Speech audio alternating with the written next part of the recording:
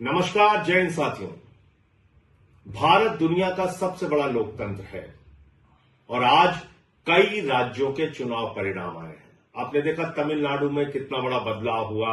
एक नई party TVK, जिसके नेता विजय को इतना भारी जन समर्थन तमिलनाडु की जनता ने दिया।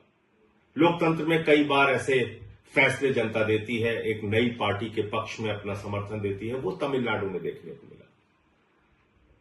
बंगाल में जो कुछ हुआ, आज उसको लेकर टीवी चैनल पे जश्न मनाया जाएगा। गोदी मीडिया बड़ी बड़ी बातें करेगा, तमाम उपलब्धियां गिनाएगा मोदी जी की और अमित शाह जी की और भारतीय जनता पार्टी की नीति की, रणनीति की, बहुत सारी बातें होंगी। लेकिन क्या यह वास्तव में लोकतंत्र की जीत है?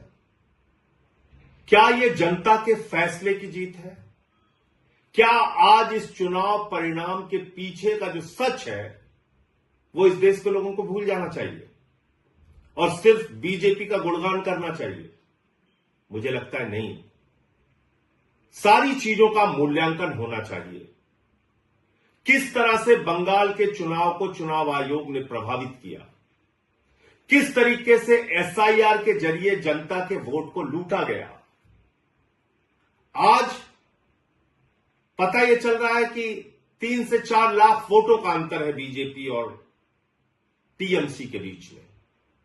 यह पता चल रहा है कि 2% वोटों का अंतर है टीएमसी और बीजेपी के बीच में। हो सकता है उससे भी ज्यादा हो जाए, 2-4% हो जाए अंतिम परिणाम आने तक।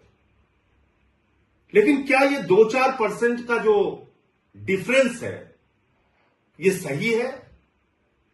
यह वास्तव में बीजेपी का चुनाव जीतने का आधार है? क्या सचमुच में इस अंतर के साथ बीजेपी चुनाव जीत सकती थी? नहीं। 3 से 4 लाख वोट का अंतर है, लेकिन 27 लाख वोट लोगों को डालने नहीं दिए गए। और इस काम में माननीय सर्वोच्च न्यायालय का भी फैसला आने में विलंब हुआ और सर्वोच्च न्यायालय का फैसला तो सब लोग सुन के हैरान थे कि अगली बार वोट दे देना। अगर आज वो 27 लाख वोट, 27 लाख मतदाता अपना मतदान करने से वंचित नहीं रहे होते, तो क्या आपको बीजेपी की इतनी बड़ी जीत देखने को मिलती? नहीं मिलती। एक अलग तरह का परिणाम आज इस देश के सामने होता। और आज जो बीजेपी जश्न मनाने का काम करेगी, गोदी मीडिया जश्न मनाने का काम करेगी, ज्ञानेश कुमार जश्न मनाने का काम करेंगे, वो नहीं हो पाता। लेकिन दुर्भाग्य से एसआईआर के जरिए लाखों मतदाता, 27 लाख मतदाताओं को वोट के अधिकार से वंचित कर दिया गया। तो ये जो बंगाल की जीत है भारतीय जनता पार्टी की, दरअसल ये लूट तंत्र की जीत है, लोकतंत्र की जीत नहीं है।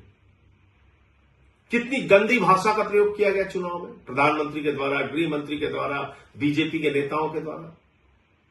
चलिए वो चुनाव का एक पक्ष है।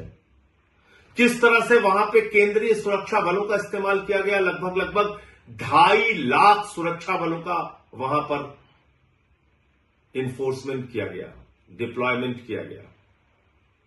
2.5 लाख सुरक्षा बल लगाए गए। कल्पना कीजिए, अमेरिका ईरान से लड़ने के लिए 50,000 सैनिकों का इस्तेमाल करता है और भारत की मोदी जी की सरकार ममता बनर्जी से लड़ने के लिए 2.5 लाख सैनिकों का इस्तेमाल करती है। इतनी बड़ी दुश्मनी ये निभाई जा रही है। फिर इस चुनाव में यह भी प्रश्न उठता है कि किस तरह से विपक्ष के जो नेता थे, कांग्रेस पार्टी जो थी, राहुल गांधी जो थे, वो जाके वहां पे ममता बनर्जी को ही टारगेट कर रहे थे। 3 से 4% वोट उन लोगों ने भी काटा। वो एक अलग प्रकार का सवाल है। लेकिन इसमें आज टीएमसी की हार हो गई, ममता बनर्जी की हार हो गई और लोकतंत्र की जीत हो गई, ऐसा नहीं है। सच्चाई को छिपाया नहीं जा सकता। ये एसआईआर के घपले की जीत है, ये ज्ञानेश कुमार के घोटाले की जीत है, ये मोदी अमित शाह के द्वारा केंद्रीय सुरक्षा बलों के बेजा इस्तेमाल की जीत है, ये मोदी अमित शाह के इशारे पर चुनाव आयोग एजेंट बन के बीजेपी का जिस तरह से काम कर रहा था और वहां पर सरकारी अधिकारी चाहे चीफ सेक्रेटरी हो, डीजीपी हो, तमाम जिलों के अधिकारी हो, एसपी हो, डीएम हो, जिस तरह से उनको हटाया गया, ये उसकी जीत है, ये लोकतंत्र की जीत नहीं है। इसके अलावा भी दूसरी बात है, जनता से भी कई प्रश्न हैं। अब जैसे दिल्ली का चुनाव हुआ, दिल्ली के चुनाव में आम आदमी पार्टी ने जो वादे किए पूरा किया, उससे ज्यादा काम करके दिखाया। लेकिन अगर आपको प्रधानमंत्री के 2,500 देने के झूठे वादे पर यकीन था, तो इसमें गलती आम आदमी पार्टी और केजरीवाल की नहीं थी। आज अगर बंगाल के चुनाव में, पंजाब के चुनाव में या दूसरे राज्यों के चुनाव में भारतीय जनता पार्टी जाती है, झूठे वादे करती है, उत्तर प्रदेश के चुनाव में, और उसका मूल्यांकन किए बगैर अगर आप उसको वोट करते हैं, तो इसमें उन पार्टियों की गलती नहीं है। हमको भी अपने बारे में सोचना पड़ेगा। पंजाब में हमारी सरकार ने जो वादा किया उससे ज्यादा काम किया, दिल्ली में हमने जो वादा किया उससे ज्यादा काम किया, लेकिन मोदी जी झाल मुड़ी खा के चुनाव जीत रहे हैं, झूठे वादे करके चुनाव जीत रहे, कह रहे 3,000 रुपए देंगे। दिल्ली में महिलाओं को 2,500 नहीं दिया, बंगाल में जाके कह रहे 3,000 रुपए देंगे। उनकी नफरत की राजनीति पे अगर आपको गुस्सा नहीं आता, अगर 993 रुपए सिलेंडर का दाम बढ़ जाता है उस पर गुस्सा नहीं आता, चुनाव ठीक खत्म होता है उसके तुरंत बाद, और हम लोग कह रहे थे कि निश्चित रूप से गैस के दाम बढ़ेंगे, 261 रुपए 5 किलो के सिलेंडर का दाम बढ़ गया, अब पेट्रोल डीजल के भी दाम बढ़ेंगे। लेकिन अगर इन सब बातों से जनता को कोई फर्क नहीं पड़ता, तो भारतीय जनता पार्टी को क्यों फर्क पड़ेगा? मोदी अमित शाह को क्यों फर्क पड़ेगा? वो तो अपना ये लूट तंत्र का खेल चलाएंगे और जैसे चाहेंगे देश में महंगाई बढ़ाएंगे, जैसे चाहेंगे पूंजीपतियों को बढ़ावा देंगे, जैसे चाहेंगे सरकारी तंत्र का दुरुपयोग करेंगे, जो उन्होंने बंगाल में किया। ईडी का दुरुपयोग किया, सीबीआई का दुरुपयोग किया, चुनाव आयोग का दुरुपयोग किया, हजारों करोड़ रुपए पानी की तरह बहाए, अधिकारियों की ट्रांसफर पोस्टिंग सस्पेंशन किया, 2.5 लाख वहां पे केंद्रीय सुरक्षा बल लगाए, चुनाव का माहौल बिगाड़ा, जो कुछ भी वो कर सकते थे उन्होंने किया, और बंगाल में बीजेपी आज चुनाव जीत गई। लेकिन याद रखिएगा, उड़ीसा की हालत अभी आपने देखा होगा, जीतू मुंडा की तस्वीर देखी होगी, किस तरह से वो अपने बहन के कंकाल को अपने कंधे पे लेके डबल इंजन की सरकार में बैंक जाते हैं 20,000 रुपए पाने के लिए। बंगाल में भी अभी आ गए। जो नफरत की राजनीति पूरे देश में बीजेपी कर रही है, अब उसकी शुरुआत बंगाल में भी होगी। बिहार में भी इन्होंने नीतीश कुमार जी को हटा दिया, वहां सम्राट चौधरी आ गए, वहां भी अब वही सब खेल होगा।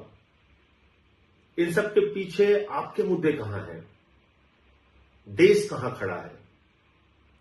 अगर आपको इस बात पे गुस्सा नहीं आता कि ट्रंप भारत के प्रधानमंत्री को हर दिन अपमानित करता है, भारत को अपमानित करता है, भारत को नरक कहता है, लेकिन प्रधानमंत्री कुछ नहीं बोलते, अगर आपको इस बात पे भी गुस्सा नहीं आता कि देश का एक हिस्सा मणिपुर जल रहा है और प्रधानमंत्री खामोश है, पड़ोसी राज्यों से भारत के प्रधानमंत्री के रिश्ते अच्छे नहीं है, महंगाई देश में चरम पर है, बेरोजगारी चरम पर है, किसानों की आमदनी दोगुना करने की बात पूरी तरीके से झूठी साबित हुई, काला धन लाने की बात झूठी साबित हुई, और अगर आपको इन सारी बातों पे गुस्सा नहीं आता और राज्य दर राज्य इस तरह से लोकतंत्र को लूट तंत्र में बदलकर चुनाव जीतने का बीजेपी का अभियान जारी रहेगा और हम और आप खामोश बैठे रहेंगे, तो याद रखिएगा, बीजेपी तो अपना रास्ता तय कर रही है, लेकिन